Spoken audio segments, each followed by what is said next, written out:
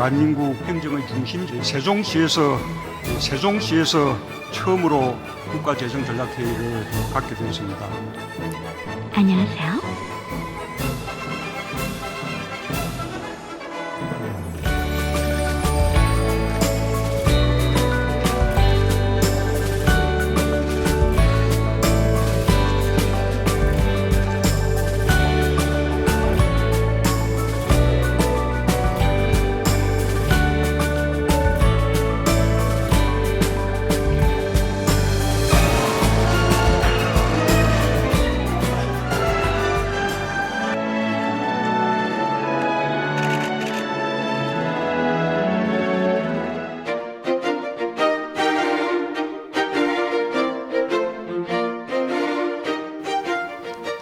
여러분 반갑습니다.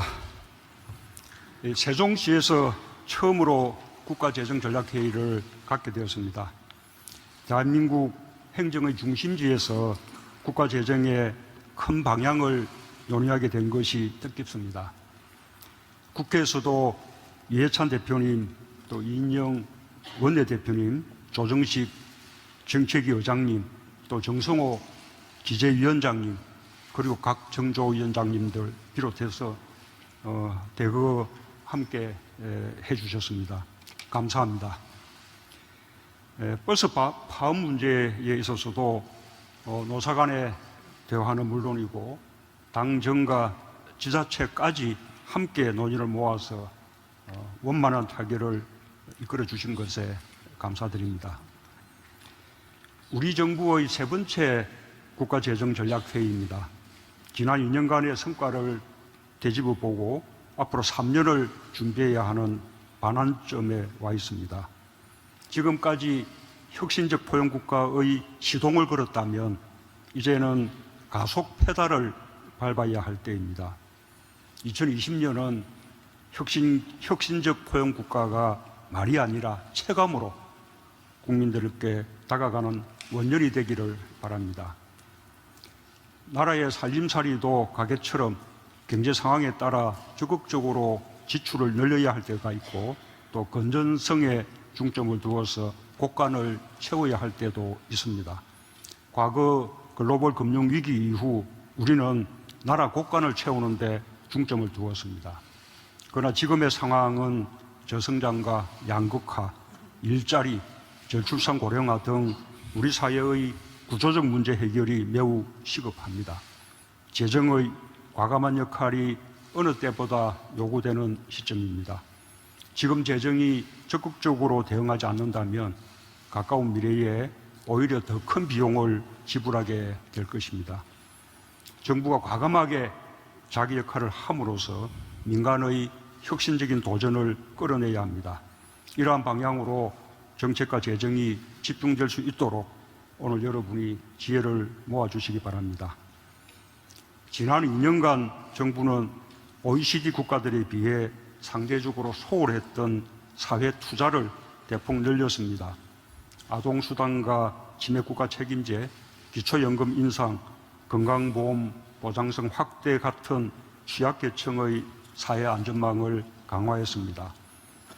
청년, 여성, 신중년에 대한 맞춤형 일자리 지원을 확대하고 자영업자를 별도의 정책 영역으로 설정 지원하는 등 포용국가를 위한 변화의 첫걸음을 시작했습니다.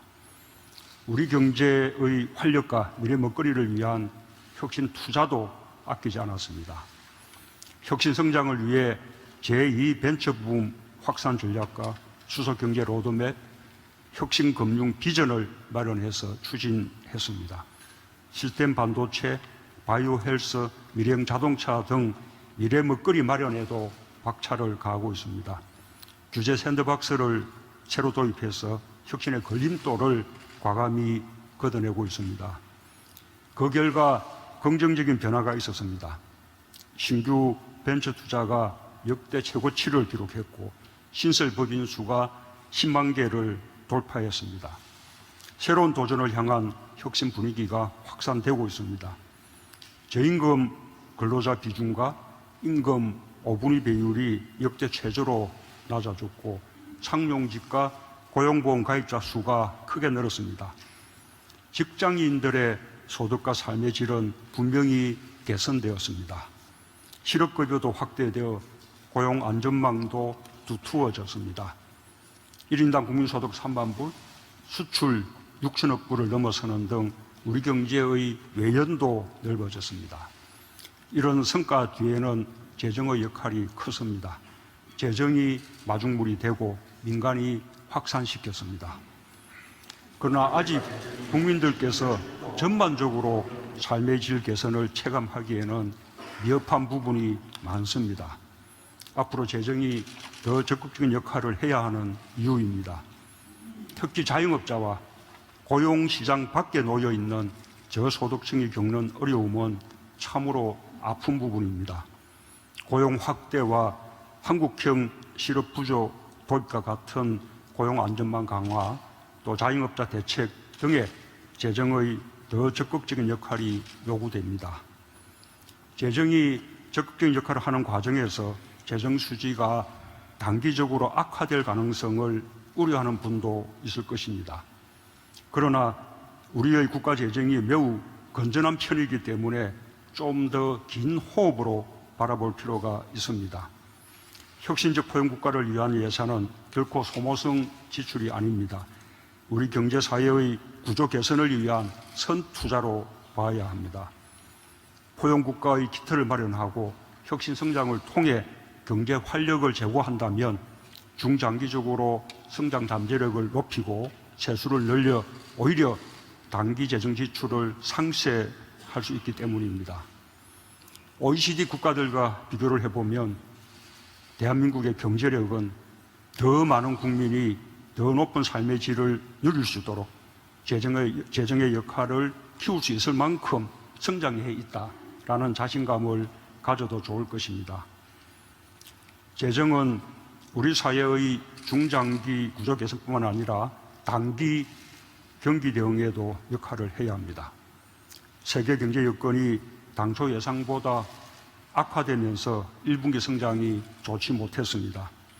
경제는 심리라는 말이 있듯이 민간 경제 주체들의 심리가 위축되지 않도록 재정이 경제 활력 제고에도 적극적인 역할을 해야 할 것입니다. IMF 등 국제기구에서도 우리에게 추경 등 재정의 적극적인 역할을 권고하고 있습니다. 그런 점에서 하루 빨리 국회가 정상화되어 정부의 추경안을 신속히 논의해 주시길 간곡히 부탁드립니다. 추경은 타이밍과 속도가 매우 중요합니다. 추경안 처리가 지연될수록 효과가 반감되고 선제적 경기 대응에도 차질을 빚게 될 것입니다. 당 정의, 국회 설득을 위해 더욱 힘을 모아주시길 당부드립니다. 재정은 미래사회 변화에도 선제적으로 대비해야 합니다. 저출산 고령화가 매우 빠르게 진행되고 있습니다. 이미 2018년부터 생산 가능 인구가 줄어들기 시작했습니다. 2025년이면 65세 이상 인구가 20%가 넘는 초고령 사회로 진입하게 됩니다. 출산율 감소와 고령화는 경제 활력을 지속적으로 떨어뜨리고 결국 재정에 큰 부담을 줄 수밖에 없습니다. 저출산에 대한 획기적 대책 마련과 별도로 인구 구조 변화에 대응한 중장기적 재정 혁신 방안까지 함께 강구해 나가야 할 것입니다. 적극적 재정 기조가 국민의 공감을 얻기 위해서는 강도 높은 재정 혁신이 병행되어야 합니다. 필요한 곳에 서되 불필요한 낭비를 과감히 줄여야 합니다. 특히 경제 활력 둔화와 재정 품권에 따라 내년도 세입 여건이 녹록하지 않을 것으로 전망됩니다. 이런 상황에서 재정이 적극적인 역할을 하면서 중장기 재정 건전성을 유지하기 위해서는 과감한 지출 구조 조정이 필수적입니다.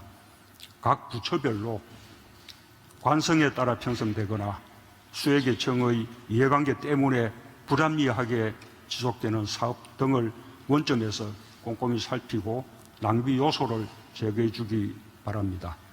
각 부처 장관님들의 적극적인 협력을 당부드립니다. 오늘만큼은 자신이 속한 부처의 장관으로서가 아닌 국무위원의 자세로 논의에 임해 주길 바랍니다. 부처의 이해를 넘어 국가와 국민을 기준으로 논의하고 합의를 이뤄가는 자리가 되기를 기대합니다. 당에서도 국민을 대표하여 활발하게 의견을 내주시고 또 앞으로 국회에서도 잘 뒷받침해 주시길 부탁드립니다. 감사합니다.